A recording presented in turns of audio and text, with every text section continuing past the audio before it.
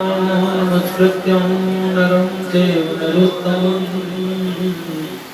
देवीं सरस्वतीं व्यासं ततो जयमुदीरये। शिलामणि लाल की, परम पूज्य बाबूजी बाबा की, देवर्षि नारद जी महाराज जय जय श्री राम, जय जय श्री राम, जय जय श्री राम। कैसे हैं आप सब लोग? परम पूज्य बाबूजी का चरित्र चल रहा था, हम सब लोग सुन रहे थे। कई चरित्र हमने श्री गिरधारी बाबा का चरित्र सुना। पूज्य भाई जी ने कैसे और उनके आध्यात्मिक जीवन का संरक्षण किया और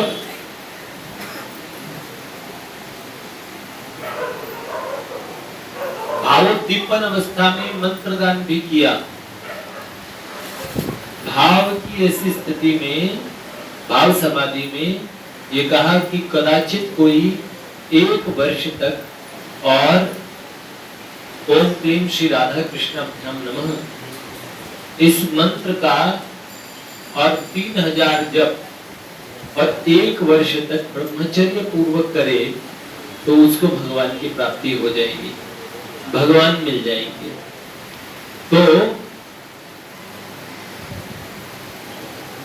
महापुरुष ऐसे मंत्र प्रदान करते हैं, ऐसी युक्तियां प्रदान करते हैं जिनसे हम भगवान के और समीप पहुंच सकते हैं, भगवान की प्राप्ति तक हो सकती है। जीव मात्र को भगवान की प्राप्ति हो, ये महापुरुषों का जतन रहता है, ये उनकी और उनका प्रयास रहता है कि सबको भगवान की प्राप्ति हो। अच्छा, एक घटना बड़ी सुंदर है। इसी बीच में भाई जी 1934 तक के घटनाक्रम में हम पहुंचे। पूज्य हरि बाबा गीता वाटिका पधारे और उन्होंने भाई जी से कहा कि मैं अपने अनूप शहर के बांध पे और वहां पे बहुत बड़ा संकीर्तन का आयोजन कर रहा हूँ और होली के फाल्गुन के अवसर पर, और सेठ जी से प्रार्थना करने आया था, पर सेठ जी बहुत व्यस्त हैं और उन्होंने कहा अगर हनुमान से आप कह के देखिए। और तब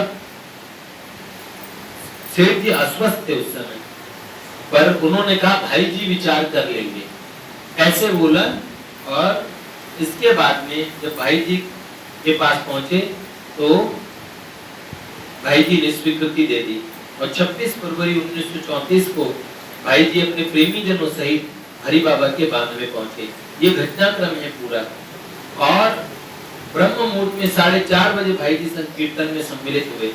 हरि बाबा उन्मत्त अवस्था में, हरि बाबा सरदार थे, डॉक्टर थे, और एमबीबीएस करने के बाद में अचानक भगवान नाम संकीर्तन की तरफ मुड़ गए और फिर सदा के लिए इतना उन्होंने प्रचार किया।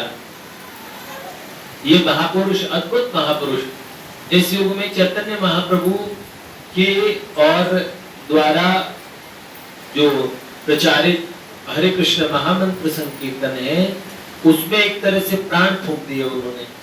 बहुत हरि बाबा उस समय के उस युग, उस समय उस कालखंड का बहुत बड़ा नाम था आध्यात्मिक जगत में। और उस संकीर्तन में उस समय भाई जी से उड़िया बाबा, नागा बाबा, शिवानंद स्वामी, श्री कृष्णानंद जी, भोले बाबा, प्रभुदत्त ब्रह्मचारी जी आदि सभी संत मिले। तो 4 मार्च 1934 को भाई जी 4 मार्च तक, 26 फरवरी से 4 मार्च तक वहीं रहे और फिर गोरखपुर लौट आए। गीता प्रेस के नींव के पत्थर हुआ करते थे जिनका नाम था श्री सुखदेव जी अग्रवाल। जीवन भर इन्होंने भाई जी और सेठ जी के सिद्धांतों पे चलते हुए गीता प्रेस के कार्य में और सेवा करते रहे। और सुखदेव जी गीता भवन से गोरखपुर जा रहे थे। उस समय स्वर्गाश्रम से, उस समय गीता भवन नहीं होता था। 1934 में शायद गीता भवन नंबर 1 नहीं बना था, बाद में बना है। आजादी से तो पहले बन गया था, लेकिन आप लोग गीता भवन जाएंगे, ऋषिकेश जाएंगे तो आप लोगों को पता लगेगा इतना सुंदर धाम है, अलौकिक धाम है, सेठ जी का धाम। जो लोग हमारे साथ जाते हैं उन्होंने तो देखा ही, गंगा तट पे वैकुंठ है, भगवान का घर देखने में लगता है। और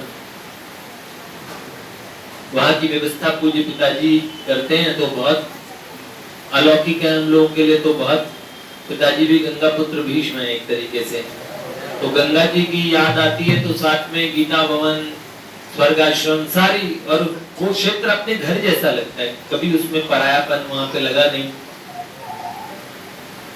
सेठ जी का घर है ना, सेठ जी घर है, और अब पिताजी की व्यवस्था में है तो हम लोगों के लिए सेठ जी तो हम सबके दादा हैं।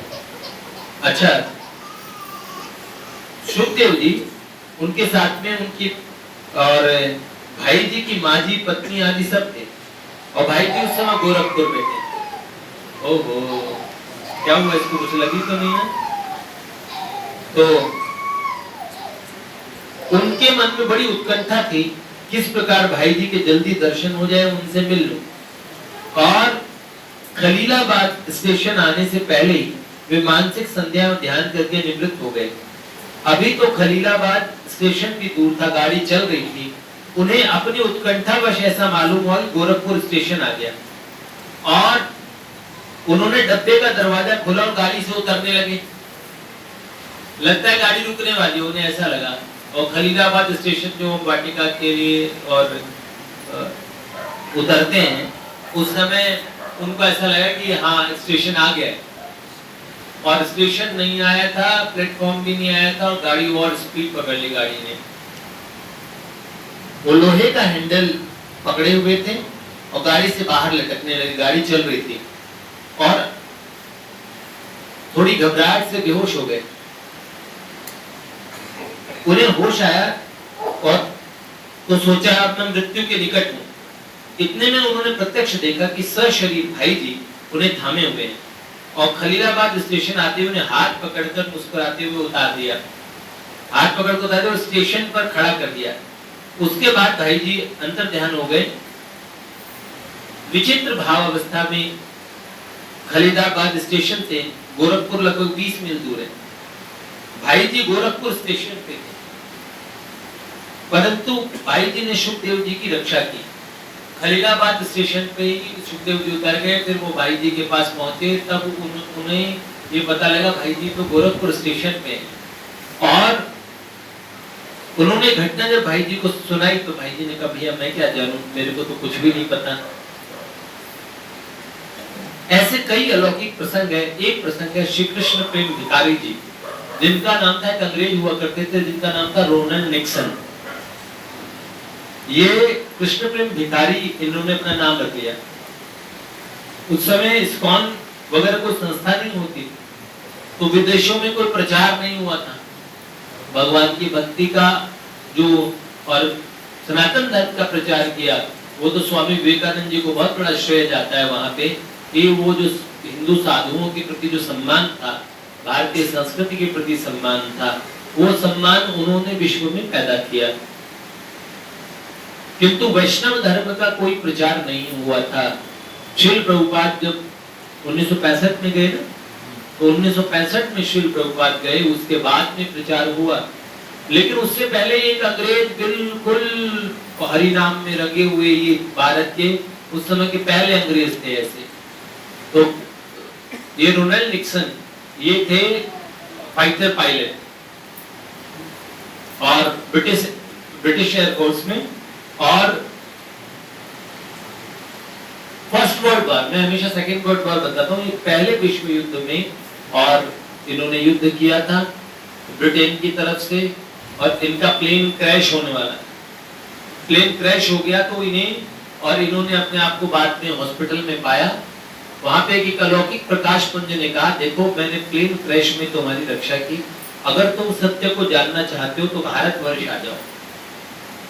तो उनको ऐसा लगा कि मेरे को गॉड मतलब भगवान ने मुझे कहा है कि मुझे भारत जाना है। अब वो भारत आ गए। भारत आए तो लखनऊ यूनिवर्सिटी के वाइस चांसलर हुआ करते थे, कोई चक्रवर्ती महाशय थे, मैं उनका नाम बोल रहा हूँ, और उनकी धर्मपत्नी बांग्ला थी वो, और उस समय की बड़ी एडवांस और मॉडर्न लेडी थी। अंग्रेज जो मेम वगैरह होती थी उनके साथ में पार्टीज वगैरह में और जाना, और उस समय जो विदेशी मेम वगैरह का जैसे जो एटिकेट्स बोलते हैं ना, उसी में वो बिल्कुल एक मतलब कहें तो एंग्लो इंडियन जैसी थी। और उन माता जी को कृष्ण प्रेम जी और भारत आए तो उनका लखनऊ यूनिवर्सिटी में उन्होंने प्रोफेसर का जो काम है, जो पोस्ट है, स्वीकार कर ली।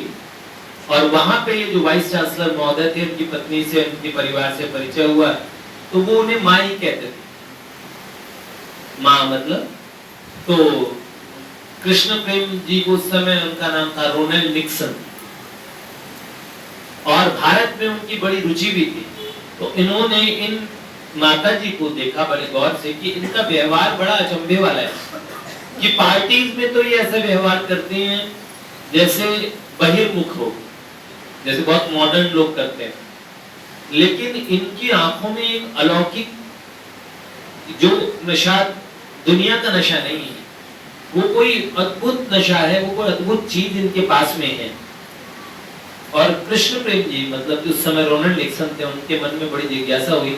एक दिन उन्होंने देखा पार्टी में वो माता जी सब मेम वगैरह के बीच में थी, और वहां से निकल के तुरंत गई कमरे में, और कमरे में जाके एकदम ध्यानस्थ हो गई, आंखों से अश्रुपात होने लगा, और थोड़ी देर तक ध्यान में आनंद में रही, वो बहुत मुस्कुराहट, चेहरे पे अलौकिक आनंद।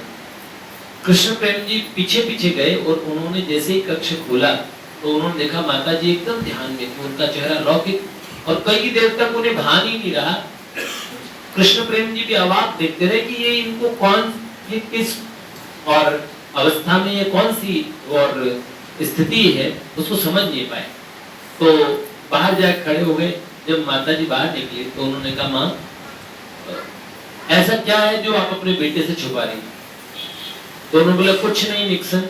तो उन्होंने बोला नहीं, कुछ ऐसा जरूर है जो आप मुझे बता नहीं रही हैं। ऐसा क्या है जो एक माँ अपने पुत्र को नहीं दे सकती? उन्होंने बोला क्या चाहते हो? तो उन्होंने बोला जो सुख, जो आनंद जो मैंने आपके चेहरे पे आज देखा, वो उस पार्टी में नहीं देखा, लेकिन आपके निजी कक्ष में, और आपकी स्थिति देख के मुझे पता लगा कुछ ऐसा है जो अद्भुत है, जो अलौकिक है, जो आपके पास है। तब उन्होंने कहा ये जीव मात्र के पास है, कोई जीव मात्र भी इसको प्राप्त कर सकते हैं, तुम इसे पाना चाहोगे? फिर उन्होंने बताया कि मैं बाहरी रूप से हूं, लेकिन मेरा अंतःकरण अज्ञात देश की तरफ खिंच जाता है। और कहां पे वो मन कहां खिंच जाता था? मनमोहन की तरफ। श्री कृष्ण ने उनके मन को चुरा लिया था, और यही माता जी श्री कृष्ण प्रेम जी की गुरु बनी। बाद में इन्होंने संन्यास ले लिया और इनका नाम पड़ा यशोदा माता, और इन्होंने ही श्री कृष्ण प्रेम जी का नाम रखा राधा कृष्ण प्रेम भिखारी। ये कृष्ण प्रेम भिखारी जी थे। आप कभी अल्मोड़ा जाएंगे तो वहां पे नव वृंदावन है, कृष्ण प्रेम भिखारी जी का स्थान है। जो हम घटना सुनाते हैं कि कृष्ण प्रेम भिखारी जी को भगवान की प्राप्ति हुई, और ये यशोदा माता ने करवाई। अपने गुरु के प्रति इनकी बड़ी निष्ठा थी, बहुत माता जी के प्रति इनका बड़ा आदर था। इनके ठाकुर जी की एक घटना है, आप लोगों ने, पुराने लोगों ने सुन रखी है, नए लोगों ने सुन रखी कि नहीं सुन रखी। यशोदा माता जी इनके छोटे से ठाकुर जी थे, और एक दिन कृष्ण प्रेम जी अल्मोड़ा में रात्रि में सो रहे थे। उनके कक्ष में से आवाज, ठाकुर जी के कक्ष में से बड़ी सुंदर आवाज आती है। क्या आवाज आती है? कि दादा दादा। तो कृष्ण प्रेम जी ने कहा मुझे दादा कौन कह रहा है?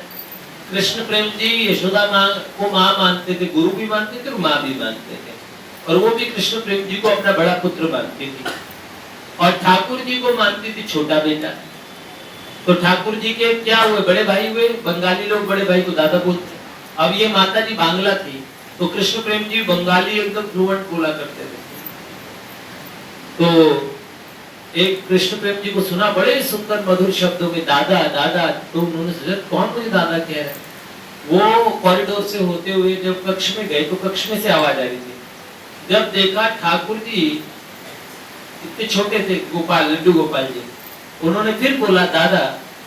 जैसे ही कहा दादा, उन्होंने बोले ठाकुर जी बोल रहे। तो दादा बांग्ला में बोले दादा शीत लागছে, दादा ठंड लग रही है, शीत लागছে, जंगला खुला আছে, जंगला खुला है और शीत लग रही है, ठंड लग रही है। तो उन्होंने जंगला तो बंद कर दिया, ठंडी हवा आ रही थी। तो उन्होंने ठाकुर जी को भी ठंड लगती है, जिन्होंने सर्दी गर्मी सब बनाए, बरसात मौसम दुनिया जहान सब उनका बनाया, ये क्या गोरख धंधा है कि उनको ठंड लग रही है। तब उन्होंने कहा, कृष्ण प्रेम जी ने पूछा, लाला तुम्हारे शीत लागছে, तुम्हें भी ठंड लगती है? जैसे ही कहा ठाकुर जी की आंखों से आंसू निकल पड़े। कृष्ण प्रेम जी समझ गए, आंसू आने के उत्तर को भी समझ गए। क्यों ठाकुर जी की आंखों से अश्रु आए? इसलिए कि जब भक्त भगवान को बुलाते हैं तो फिर वो भगवान को भगवान पना नहीं देखते, भगवान को अपना घर का सदस्य मानते हैं। तो जैसे अपने बच्चों को खिलाते, जब छोटे से रूप में भगवान को लाए तो भगवान को बच्चे की तरह लाए, तो बच्चे की केयर कैसे करनी पड़ती है। हमारे यहाँ कलकत्ता में अभी भी मारवाड़ी समाज में लड्डू गोपाल जी रखते, तो बोले गोपाल जी ले आए, हम गोपाल जी ले आए। तो वो लोग इतने चाव से, वैष्णव नहीं होते, उन लोगों को पता नहीं है कोई नियम, लेकिन उन्हें क्या पता है हमारे गोपाल जी को अब इस समय और अब दूध पिलाएंगे, गोपाल जी का दूध का समय हो गया, गोपाल जी को सुलाने का समय हो गया, गोपाल जी का ऐसा करना। गोपाल जी के बड़े नियम होते हैं, गोपाल जी को अपने हाथ की रोटियां खिलानी पड़ती है, ऐसे ऐसे। तो पुराने टाइम में हम जब वैष्णव धर्म को नहीं जानते तब हम सुना करते थे, जिनके घर गोपाल जी आ गए ना तो उनका पूरा सभी समय गोपाल जी पे, और वो गोपाल जी को साथ में अपने डलिया में लेके घूमते हैं, शॉपिंग करने जाते तो गोपाल जी को घर पे नहीं छोड़ सकते। तो ऐसी बातें सुना करते थे। लेकिन ठाकुर जी जब आते हैं तो बालक बन के आते हैं, तो फिर उनसे ये बात पूछना, अरे पहले तो उन्हें बच्चे के रूप में बुला लिया, आप उन्हें कहते तो भगवान है, तुम्हें ठंड लग रही है। तो भगवान को ये बात हर्ट हो गई, तो उन्होंने आंसू बहा दिए। कृष्ण प्रेम भिखारी जी तो इतना रोए, उन्होंने कहा मैंने तो इन्हें रुला दिया, ये तो प्रश्न ही गलत था। उन्होंने ठाकुर जी के आंसू पहुंचे और जिस वस्त्र से आंसू पहुंचे उसका लॉकेट बना के जीवन भर अपने गले में पहना करते थे, उसी कपड़े को लॉकेट बना के। ये बहुत अलौकिक संत थे, नृत्य किया करते थे कीर्तन में, वही बड़ा सा तिलक लगा के मुंडित अवस्था में, ऐसा लगता था कि चैतन्य महाप्रभु का काल लौट आया है। तो मैंने बताया ना कि एक बार एक सज्जन और हिंदुस्तानी व्यक्ति और मंदिर पे दंडवत मार रहे थे। दंडवत मारते हुए उन्होंने ठाकुर जी से पूछा, प्रभु कब दर्शन दोगे? जैसे पूछा प्रभु कब दर्शन दोगे, तो कृष्ण प्रेम भिखारी जी ने पास में उनका दंडवत मारी। अब कृष्ण प्रेम भिखारी जी है अंग्रेज, अब हिंदी हिंदुस्तानी को क्या पता कि अंग्रेज को हिंदी बोलनी आती है, बांग्ला बोलनी आती है। तो उन्होंने कहा प्रभु कब दर्शन दोगे? तो कृष्ण प्रेम भिखारी जी तत्काल बोले, ऐसे ही रहे तो कभी नहीं दर्शन देंगे। कब दर्शन होंगे? तो उन्होंने बोला कभी नहीं होंगे। तो उन्होंने बोला क्या बोला? उन्होंने बोला ठीक बोला, अंग्रेज बोला। अरे बाबा, उन्होंने बोला दर्शन क्यों नहीं होंगे? तो उन्होंने बोला देखो, अब तो सामने ठाकुर जी को देख रहे हैं, वो क्या, इसका मतलब तुम पत्थर को देख रहे हो या भगवान को देख रहे हो? तो बोले भगवान है। तो बोला ऐसे नहीं बोलना चाहिए, प्रभु कब दर्शन दोगे? अभी तो प्रभु दर्शन ही तो दे रहे हैं, तभी तो इस विग्रह अवतार लिया। तो विश्व विग्रह भगवान का अवतार होते हैं, भगवान स्वयं होते हैं उनको। और कभी ऐसा नहीं समझना चाहिए कि मूर्ति है, हमारे ठाकुर जी हैं। हम उनके लाड प्यार की सारी बातें उनसे पूछते हैं। रसिक प्रीतम हित चित्त की बतियां गिरधारी जिसो कहे। तो कृष्ण प्रेम भिखारी जी ने कहा कैसे बोलना चाहिए कि प्रभु चलते फिरते कब दर्शन दोगे, और क्या चुप जो खड़े हो, बोलोगे कब, बात कब करोगे? ऐसे पूछना चाहिए। ठाकुर जी से दिल की बातें पूछनी चाहिए, ऐसे बात करनी चाहिए। तो फिर वो क्यों?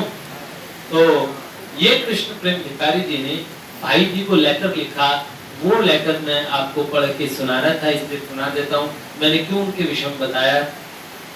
1935 में एक पत्र आया था उनका उस समय बाबा भाई जी के पास नहीं थे। उस समय कृष्ण प्रेम भिखारी जी ने पत्र लिखा, तो कल्याण उस समय सब पढ़ा पढ़ते थे, सब महात्मा।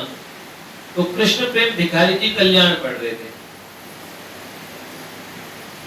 उस 17 जनवरी 1935 को ये पत्र लिखा गया। 17 जनवरी को, ठंड का महीना था, और बाबूजी ये पत्र पढ़ रहे हैं, आप सुन लो। उसमें लिखा, श्रद्धेय संपादक जी, कल्याण गोरखपुर, करीब 11 वर्ष का ऋषिकेश नाम का सांवरे रंग का परम सुंदर बालक आज लगभग 12 बजे दोपहर को आया। 17 जनवरी को दोपहर में कृष्ण प्रेम जी के पास। परम सुंदर, सुंदर नहीं, बहुत सुंदर बालक। उस समय यह दास राधा कृष्ण प्रेम भिखारी पौष मास के कल्याण भाग 9, कल्याण शुरू हुई 1927 में, 1935 में कौन सा साल हो गया? 9वां साल।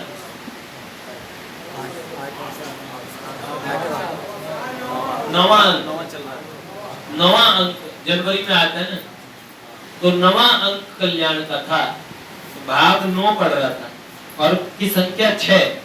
वो बड़े ध्यान से प्रेम से पढ़ रहा था। बड़ी नम्रता पूर्वक उस बालक ने इस भिखारी से एक छोटी ताबीजी की गीता मांगी। कहा, गीता प्रेस की छोटी ताबीज वाली गीता दे दो मेरे को। तब जब वो देने लगे तो उन्होंने कहा, गीता के अध्याय 8 का और 22वां श्लोक जरा पढ़ा दीजिए, बाबा जी हमें समझा दीजिए। तो उस बालक ने बड़ी अच्छे मीठे शब्दों में कहा, 8वें अध्याय का 22वां श्लोक जरा हमें समझा दीजिए। तो जो ही ये भिखारी अनन्याश्चिन्तयन्तो माम ये जना पर्युपासते तेषां नित्यभियुक्तानां योगक्षेमं वहाम्यहम्, ये वाला श्लोक जब बोलने लगा, तभी वो बालक कहने लगा, आपको पता है बाबा जी, ये जो गीता है ये भगवान का स्वरूप है, इसमें तनिक भी संदेह नहीं। इस भिखारी ने उस बालक से पूछा, अरे भैया तुम कहाँ रहते हो और क्या करते हो? कहाँ रहते हो, क्या करते हो? तब उसने प्रेम तथा आनंदाश्रुओं सहित बड़ी नम्रता से उत्तर दिया। उसकी आंखों में आनंद के अश्रु आ गए, दुख के नहीं, आनंद के अश्रु आ गए, और उन्होंने बड़ी नम्रता से उत्तर दिया, मैं तो कल्याण में रहकर, क्योंकि भाई जी भी कल्याण पढ़ रहे थे, तो उन्होंने कहा मैं कल्याण में रहकर और कल्याण द्वारा ही सब प्राणियों की चिंता किया करता हूँ। भक्त ही मेरे चिंतामणि हैं। भगवान, भक्त और भागवत तीनों एक ही हैं। भगवान भी और भक्त भी और भागवत भी तीनों एक हैं। तब इस भिखारी ने उनसे पूछा, अच्छा भैया ये बताओ तुम्हारा घर कहाँ है? उन्होंने धीमी स्वर माधुर्य में कहा, मेरा स्थान, निवास स्थान वृंदावन सेवा कुंज में है। इतना सुनकर और मेरे मन में आया, इसे कुछ खिलाऊं। ये बच्चा कितनी अच्छी बातें कर रहा है, कितनी प्यारी प्यारी बातें कर रहा है। तो मैंने उसे बड़े प्यार से बिठा दिया और उसको कहा, लाला तुम्हारे कुछ खाने के लिए लेके आता हूँ। तो उन्होंने जैसे खाने के लिए सामान लेके आए और बाहर आके देखा, तो अंतरंग विभाग से ये भिखारी जलपान लेने के लिए गया। लौट कर देखा तो ऋषिकेश कहीं चला गया है। अनुमानतः 5 मिनट का समय लगा होगा। इस भिखारी ने बहुत चेष्टा की, स्वयं 4 मील तक दौड़ा गया, परंतु उनका कहीं कुछ पता न चला। जब इस भिखारी से ऋषिकेश का साक्षात्कार हुआ तो उस स्थान पर संयोगवश कोई नहीं था। बस एक बात की जिज्ञासा आपसे है, आप कृपया इतना सूचित कर दीजिए कि ऋषिकेश नामक कोई बालक आपके कल्याण कार्यालय में कार्य करता है क्या? क्योंकि उसने कहा, मैं कल्याण को देख के कहा था, मैं कल्याण में रहकर सबके कल्याण की चिंता करता हूँ। और क्या वह सेवा कुंज वृंदावन में रहता है? ऐसा कोई बालक? इस कृपा के लिए यह भिखारी आपका अत्यंत कृतज्ञ होगा। आपका विनीत शरणागत, राधा कृष्ण प्रेम भिखारी। ये भाई जी को पत्र लिखा। अब भाई जी ने ये पत्र लिखा गया था कौन सी तारीख को? 17 तारीख 1935, और 20 तारीख को भाई जी ने इसका उत्तर लिखा, 20 को पहुंचा तो भाई जी ने इसका उत्तर क्या लिखा, सम्मान्य श्री राधा कृष्ण प्रेम भिखारी जी, सादर हरिस्मरण, आपका तारीख 17/1/35 का पत्र मिला। कल्याण में ऋषिकेश नामक कोई परम सुंदर बालक नहीं रहता। परम सुंदर बालक, सेवा कुंज बिहारी श्याम सुंदर, वो तो सर्वत्र रहते ही हैं, इसलिए कल्याण कार्यालय में भी जरूर रहते ही होंगे। कल्याण में विशेष रूप से रहते हो तो उनकी हो जाने। हम लोगों तो कभी उस बालक के रूप में उन्होंने उस बालक के रूप में हमें कभी दर्शन दिया नहीं। सचमुच वे ऋषिकेश आपको प्रेम भिक्षा देने के लिए यदि आपके समीप पधारे हों तो आप तो बड़े भाग्यवान हैं। आपसे एक भूल अवश्य हो गई, जो कि आपने उनको पकड़ नहीं लिया और अपने साथ ही जलपान कराने नहीं ले गए। आपने गलती करती, उनको नाश्ता कराना तो हाथ पकड़ के अंदर ले जाते और उन्हें खिलाते, पर आपने उनको छोड़ दिया और आप नाश्ता लेने चले गए, इतने में तो गोली देके चले गए। उन्होंने आपको ऋषिकेश नाम कब और कैसे बतलाया, ये भी आप लिखने की कृपा कीजिएगा, आपका हनुमान प्रसाद होता है। इस तरीके की कई घटनाएं और कितने साधकों के साथ हुई, अब उनकी चर्चा करते रहेंगे। आज तक होती है, भविष्य में भी होती रहेगी। पूज्य भाई जी से जो कैसे भी जुड़े, समझ लो श्री कृष्ण ने उन्हें स्वीकार कर लिया, ठाकुर जी ने उन्हें स्वीकार कर लिया। ये बात बहुत बड़ी बात है। बाबा के टाइम में एक सज्जन और वहां चले गए शिवरात्रि पे काशी विश्वनाथ। बाबा ने कहा था हमारे पास वाटिका आ जाया करो, शिवरात्रि हमारे पास मनाया करो। तो उन्होंने वो शिवरात्रि पे बाबा के पास मनाते थे, लेकिन पहले बार उन्होंने ऐसा किया, शिवरात्रि मनाई विश्वनाथ जी काशी में और आ गए, फिर अगले दिन बाबा के पास आ गए। बाबा ने कहा और जी कल आप कहाँ थे? तो उन्होंने बोला कल तो हम विश्वनाथ जी के पास थे। बाबा हंसने लगे। बाबा ने कहा भैया कल पूरे दिन विश्वनाथ जी तो गीता वाटिका में मेरे पास थे, तो तुम कौन से विश्वनाथ जी के पास गए? साक्षात विश्वनाथ शंकर भगवान वाटिका में बाबा के पास आ गए। तो बाबा ने कहा पूरे दिन तो शंकर भगवान मेरे पास थे, विश्वनाथ भगवान, तो तुम किनके पास गए? महापुरुषों के पास में भगवान स्वयं प्रकट रहते हैं। तो जहाँ महापुरुष हों और वहाँ 10,000 वर्षों बाद में भी आप जाएंगे तो वहाँ भगवान का बंधा हुआ वास मिलता है। खुद व्यक्तिगत भी भगवान के दर्शन होने लगे तो अपने गुरुजनों द्वारा स्थापित भगवान को प्रेफरेंस देनी चाहिए। कुम्मन दास जी ने बात बताई। कुम्मन दास जी ने कहा आप अपनी मर्जी से आते हैं, स्वतंत्र रूप से चले जाते हैं, आप मन के मालिक है सरकार, लेकिन मंदिर में तो हमारे आचार्य जी ने बड़ी कृपा करके आपको पधराया है, आप वहां से जा नहीं सकते। क्योंकि कुम्मन दास जी ठाकुर जी को प्रत्यक्ष छोड़ के मंदिर की पूजा में जाते। उन्होंने बोला मंदिर की पूजा में, अरे मैं साक्षात खड़ा हूँ, सामने खड़ा हूँ, मंदिर की घंटे घड़ियाल बज रहे, तू मंदिर मगर है। उन्होंने बोला तुम्हारा कुछ भरोसा नहीं, तुम आए भी हो मंदिर के कारण आए हो। ये हम लोगों के लिए भी जरूरी बात है। ठाकुर जी आए तो मंदिर के कारण आए सरकार, और हमारे जीवन के अंदर में जो मंदिर आया पहले और भगवान आए बाद में। तो ये बात हमारे लोगों के लिए हमारा ये एक सीख है। इस तरीके से जहां महापुरुष भगवान की स्थापना करते हैं। अब ये राधा माधव जी भगवान के हैं, कैसे? आपको एक बात बताऊं, 1927 के अंदर कल्याण की और विशेषांक आने शुरू हुए। तीसरे साल का विशेषांक है भक्तांक, आप लोग पढ़ना, इतना मोटा विशेषांक है, उसमें इतने महापुरुषों के लेख हैं, वो भक्तांक है। और एक दिन पता था कि आज के 90 साल बाद में नाट्य निकुंज का एक मंदिर होगा और कल्याण के मुख्य पृष्ठ पे, कल्याण पे सेठ जी और भाई जी की इच्छा के बिना कुछ नहीं होता है। नित्य लीला में भी कल्याण उन्होंने शुरू किया है। कल्याण नाम भाई जी के हृदय से निकला है। कल्याण नाम भगवान को इतना प्रिय है और इस कल्याण की मैगजीन के, उस पत्रिका के और वार्षिक जो अंक आता है बड़ा, उसकी सबकी शुरुआत में सबसे पहले राधा माधव, श्री राधा माधव। लेकिन इनके राधा माधव है। बाबूजी ने कहा बच्चों वाटिका ये भी अभिनव वाटिका है, इनके ठाकुर जी वाटिका बिहारी ही हैं। देखो कल्याण पहुंच गए ना। अब पूरा भारत जो जो कल्याण ले रहे हैं उन्होंने हमारे ठाकुर जी के दर्शन किए। क्यों? तो ये भाई जी के ठाकुर जी हैं, हमारे आचार्यों द्वारा लाए गए ठाकुर जी। हमने तो कुछ और सोच रखे थे, हमारी सोची थोड़ी होती है, ठाकुर जी की सोची हुई होती है। तो इस स्थान पे हम आ रहे हैं, इसका मतलब बाबूजी बाबा के आश्रम में आ गए। हर महात्मा की कुटिया में आपको बाबा बाबूजी के चित्र मिलेंगे, उनकी फोटो मिलेगी। वो किसी भी संप्रदाय के आचार्य हो, बड़े बड़े महात्माओं को हमने देखा है उनकी कुटियाओं में जाके कि वो अपने गुरुजी के अलावा किसी की तस्वीर नहीं लगाते, वहाँ बाबा बाबूजी का चित्र रखा होता है। तो आप सोच लो कितनी बड़ी बात है इन महापुरुषों का, कितना श्री कृष्ण भी इन्हें इतना प्रेम करते हैं।